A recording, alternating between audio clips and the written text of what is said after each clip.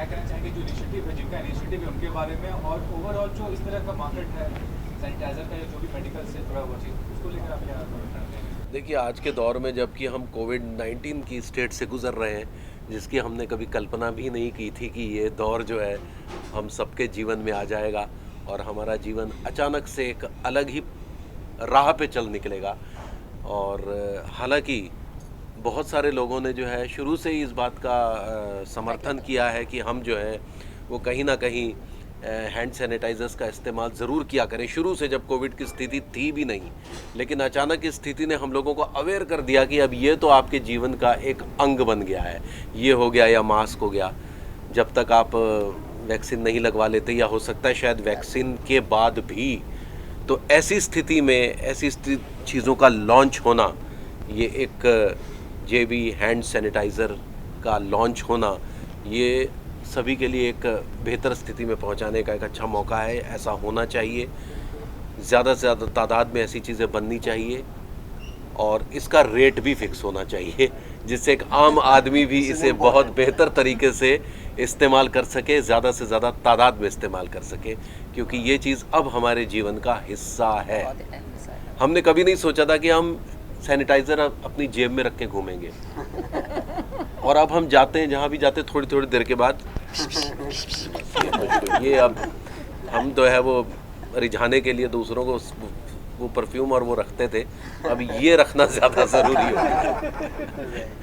अब भाभी जी के पास भी जाएंगे तो ये लेके जाएंगे, क्योंकि वो भी कहेगी दूर हटो जी। तो आपको पता है भाभी जी और उनके बीच में क्या आ गया है? सैनिटाइजर। तो हमारे और भाभी जी के बीच में भी अब ये आ गया है, क्योंकि वो परफ्यूम को इतना महत्व न देकर इसे ज़्यादा महत्व दे रही है। आज इतने शोज आते हैं, आप जी घर पर ही शायद एक ऐसा शो है जो एक हल्का मनोरंजन देता है, कितना ज़रूरी एक मनोरंजन का, एक हंसी का माहौल होना चाहिए आज के दौर में? जी बहुत ज़रूरी है, क्योंकि एक स्टेज थी जब लोग बहुत ज़्यादा डिप्रेसिंग चीज़ें देखने लग गए थे, देखते भी हैं, आज भी देखते हैं, लेकिन ज़्यादा से ज़्यादा तादाद अब जो है कॉमेडी की तरफ बढ़ रही है, जहाँ तक देखा, क्योंकि लोग हंसना चाहते हैं। टेंशन भरी ज़िंदगी है, कोविड ने आकर वैसे ही आपको इस स्थिति में पहुँचा दिया है कि बहुत सारी चीज़ें बंद, लोगों के रोज़गार चले गए हैं, बहुत बुरी स्टेट में है, धंधा पानी बहुत बुरी स्टेट में है।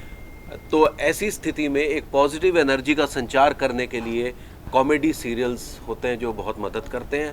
मैं आपको एक बात और बता दूं कि बहुत सारे ऐसे पेशेंट्स हैं जिन्होंने मुझे हॉस्पिटल से फ़ोन किया है, मेरी मम्मी बेड पर है sir, she is in ICU, please बात करो, और कैमरा में बात कर रहे हैं, बेटा तुम हमें हंसा रहे हो, तुम मुझे इस समय हंसा रहे हो, बस मेरे लिए इससे बड़ी कोई बात नहीं। तो आई फील सो गुड। मैंने कहा ईश्वर आपने ये मौका हमारे जैसी शख्सियत को दिया, जो कि एक छोटे से टाउन से हम उठकर आए थे, एक बम्बई जैसे महानगर में जो समुद्र है, हमारे जैसे पता नहीं 3650 लोग हैं यहाँ पर।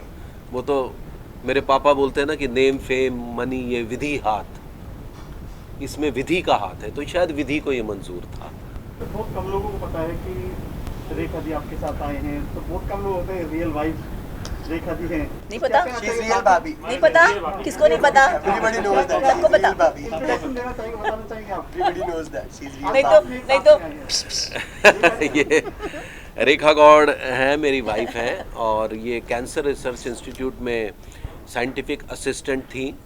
इनकी काफ़ी लंबी जर्नी रही है कैंसर पेशेंट्स के साथ, कैंसर की दुनिया में, कैंसर के रिसर्च को लेकर, जो लेटेस्ट रिसर्च चल रही है उनको लेकर। ये इंटरनेशनल फैकल्टी के साथ मिलकर पूरी दुनिया में कैंसर वर्कशॉप्स ऑर्गेनाइज करती हैं, जो इस समय कोविड की भेंट चढ़ी हुई है, लेकिन जल्दी ही फिर से ये शुरू कर देंगी ऑनलाइन। पूरा एक फ्लो सिटोमेट्री नाम का एक सब्जेक्ट है जिसके साथ ये डील करती हैं, और तो हिंदुस्तान की एक बहुत बड़ी टीम के साथ ये उनके टच में हैं और वर्कशॉप्स ऑर्गेनाइज करती हैं।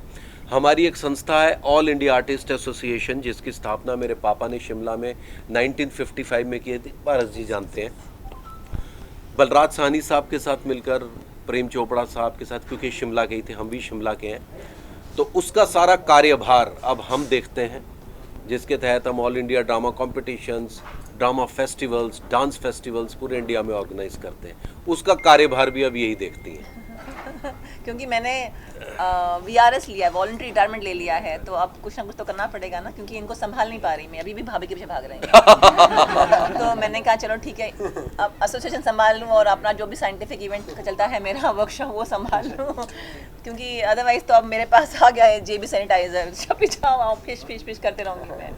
तो नहीं, असल में क्या है ना कि रोहित जी जिस तरह से आप लोग जानते हैं इनको, ये जो भाभी जी में वैसे तो नहीं है, otherwise all know him as a person, ये अपना काम जो एज एन एक्टर काम कर कर उसके बावजूद भी, उसके बाद भी ये एसोसिएशन को संभालने में मेरी मदद करते हैं, लेकिन बड़ा इनका हाथ है हर चीज़ में। ऑलरेडी आप लोगों से जैसा बात हुआ, और इस प्रोडक्ट को लेकर के मैं इतना एक्साइटेड हूँ कि मुझे लग रहा है अगले 3 महीने बाद हम आपसे दोबारा मिलेंगे और मास्क और बाकी चीज़ों को जो हम 1 by 1 लेकर के आ रहे हैं, मल्टीविटामिन्स जो पारस जी ने बताया NGO के थ्रू कॉस्ट टू कॉस्ट लोगों को देने की। इसके पहले भी मैंने बताया कि जो लोग एबल नहीं है कि हम इसे बाई कर पाएँ, हमारी टीम है ऑल ओवर इंडिया जो ज़रूरतमंदों को हमारी कॉस्ट पे भी नहीं, फ्री ऑफ कॉस्ट ले जा करके अपनी इनकम से वो पैसे डिडक्ट कर